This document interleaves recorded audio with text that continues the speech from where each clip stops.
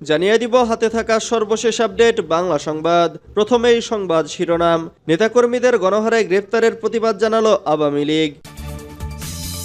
এরপর জানিয়ে দিব চাওয়া পাওয়ার হিসাব মেলেনি, সরকারের কাজে বিএনপি পুরোপুরি খুশি নয়। এদিকে প্রশাসনে ব্যাপক ওলটপালট। আরও জানিয়ে দিব ৯ সদস্যের সংবিধান সংস্কার কমিশন গঠন করে প্রজ্ঞাপন জারি। সর্বশেষ জানিয়ে দিব সাবেক মেয়র তাপসের ব্যাংক হিসাব জব্দ। এতক্ষণ শুনছিলেন সংবাদ শিরোনাম, এবারে বিস্তারিত।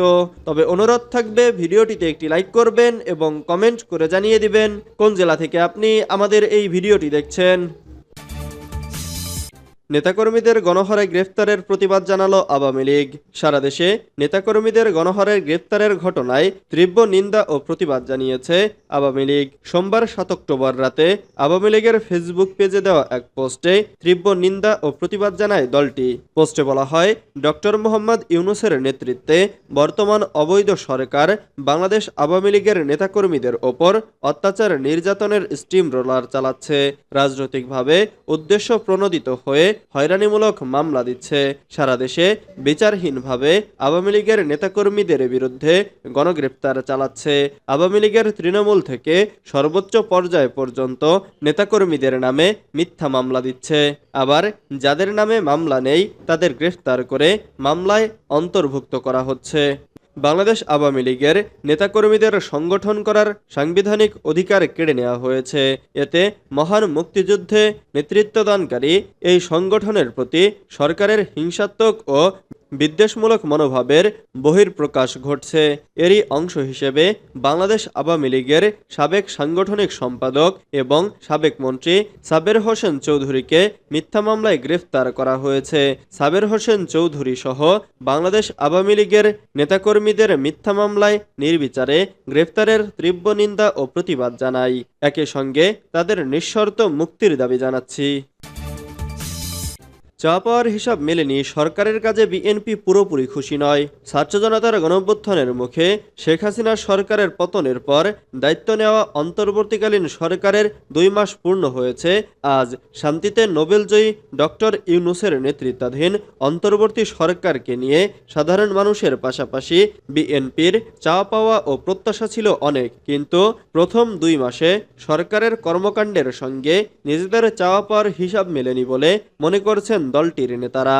এ বিষয়ে মিশ্র প্রতিক্রিয়া রয়েছে বিএনপির কেন্দ্রীয় নেতাদের মধ্যে। তবে শেখ হাসিনার পলায়ন এবং ডক্টর ইউনূসের দায়িত্ব নেওয়ার পর বিরোধী দলের নেতাকর্মীরা নির্ভয়ে রাজনৈতিক কর্মকাণ্ড পরিচালনা করতে পারছেন বলে খুশি বিএনপি। দলটির নেতাদের মূল্যায়ন হচ্ছে, শেখ হাসিনার গত ১৫ বছরের শাসনামলে দেশের গণতন্ত্রকামী মানুষের জীবন দুর্বিষহ ছিল। বিশেষ করে বিরোধী দলের নেতাকর্মীরা সবসময় গুমখুন ও হামলা মামলার আতঙ্কে ছিল। বর্তমান অন্তর্বর্তী সরকারের আমলে সেই আতঙ্ক ও দুঃস্বপ্ন থেকে সাধারণ মানুষ, বিরোধী দলীয় নেতাকর্মী ও গণতন্ত্রকামী মানুষ স্বস্তি পেয়েছে। বিএনপির স্থায়ী কমিটির অন্যতম সদস্য ডক্টর খন্দকার মোশাররফ হোসেন ঢাকা পোস্টকে বলেন, বর্তমান সরকারের ২ মাস নিয়ে আমাদের প্রতিক্রিয়া মিশ্র।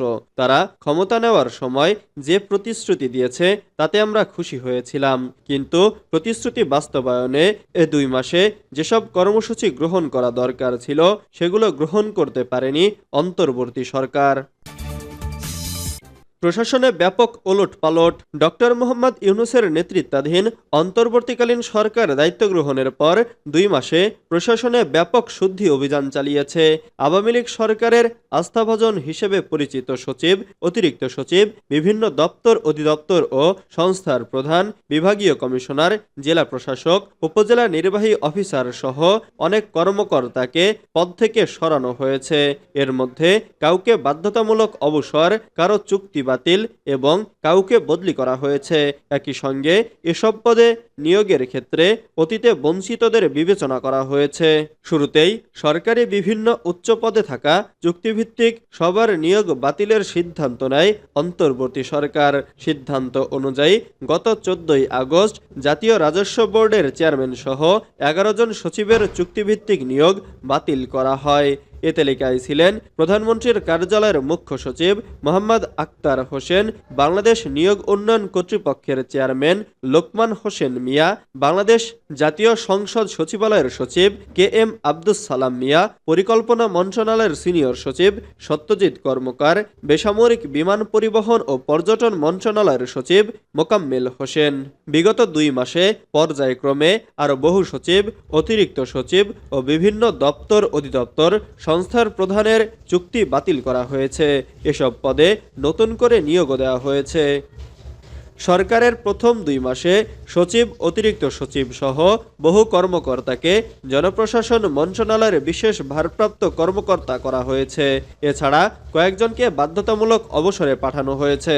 তারা সবাই আওয়ামী লীগ সরকারের আস্থাভাজন হিসেবে পরিচিত ছিলেন।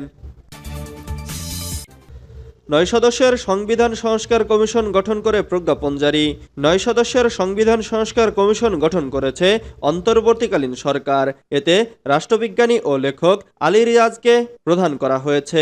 সোমবার 7 অক্টোবর এই কমিশন গঠন করে মন্ত্রিপরিষদ বিভাগ থেকে প্রজ্ঞাপন জারি করা হয়েছে। পরে প্রজ্ঞাপনটি গেজেট আকারে প্রকাশিত হয়। সংবিধান সংস্কার কমিটিতে সদস্য হিসেবে রয়েছেন ঢাকা বিশ্ববিদ্যালয়ের আইন বিভাগের অধ্যাপক সুমাইয়া খায়ের, বারআতুল্লাহ, ইমরান সিদ্দিকী, ঢাকা বিশ্ববিদ্যালয়ের আইন বিভাগের অধ্যাপক মোহাম্মদ ইকরামুল হক, বাংলাদেশ সুপ্রিম কোর্টের অ্যাডভোকেট শরীফ ভূঁইয়া, বারআতুল্লাহ M মঈন আলম ফিরোজী, লেখক ফিরোজ আহমেদ, লেখক ও মানবাধিকার কর্মী মোহাম্মদ মোস্তাইন বিল্লাহ এবং শিক্ষার্থী প্রতিনিধি মোহাম্মদ মাহফুজ আলম। প্রজ্ঞাপনে জানানো হয়, বাংলাদেশ সরকার জনপ্রতিনিধিত্বশীল ও কার্যকর গণতন্ত্র প্রতিষ্ঠা এবং জনগণের ক্ষমতায়নের উদ্দেশ্যে দেশের বিদ্যমান সংবিধান পর্যালোচনা ও মূল্যায়ন করে সংবিধান সংস্কারের লক্ষ্যে প্রয়োজনীয় সুপারিশ সহ প্রতিবেদন প্রস্তুত করতে এ কমিশন গঠন করা হয়েছে।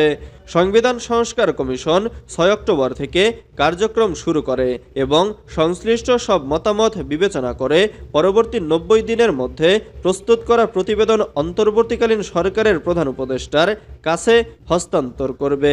প্রজ্ঞাপনে আরও বলা হয়, কমিশন কার্যালয় সরকার নির্ধারণ করবে। কমিশনের প্রধান ও সদস্যরা সরকার নির্ধারিত পদমর্যাদা, বেতন, সম্মানী ও সুযোগ সুবিধা পাবেন। তবে কমিশন প্রধান বা কোনো সদস্য অবৈতনিক হিসেবে দায়িত্ব পালন করতে চাইলে বা সুযোগ সুবিধা নিতে না চাইলে তা অন্তর্বর্তী সরকারের প্রধান উপদেষ্টা অনুমোদন করতে পারবেন। সাবেক মেয়র তাপসের ব্যাংক হিসাব জব্দ।